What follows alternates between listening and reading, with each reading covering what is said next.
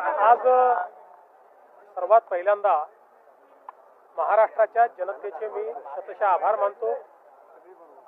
मागच्या वर्षी आजच्या दिवशी मी शपथ घेतली होती। महाराष्ट्राच्या जनतेने आमच्या महायुतीला प्रचंड मोठा आशीर्वाद दिला आणि 232 जागा आम्हाला मिळाल्या। आज 1 वर्ष पूर्ण झालेलं आहे। या 1 वर्षामध्ये महाराष्ट्राच्या जनतेला विकासाच्या मार्गाने नेण्याचा प्रयत्न आम्ही केलेला आहे। महाराष्ट्राचं प्रशासन हे एका इन्स्टिट्यूशन सारखं बिल्ड करण्याचा आम्ही प्रयत्न केलाय। विकासाची कामं आणि लोककल्याणाच्या योजना या दोन्हीमध्ये कुठेही खंड पडू दिलेला नाही। सगळ्या लाडक्या बहिणीची योजना असेल, त्या ठिकाणी शेतकऱ्यांना जी काही मुक्त ऊर्जा देण्याचा विषय असेल, या सगळ्या गोष्टी आम्ही केलेल्या आहेत। आणि त्यातच आज आपण सगळ्यांनी बघितलं, आम्ही विश्वविक्रम देखील केलेला आहे।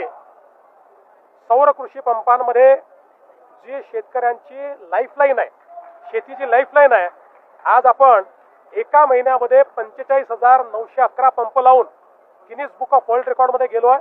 आणि सगळ्यात महत्त्वाचं, देशामध्ये 9 लाख पंप लागले, त्यातले 7 लाख पंप एकट्या महाराष्ट्राने लावलेले आहेत। आपण शेतकऱ्यांसोबतचं आमचं इंटरॅक्शन देखील बघितलं।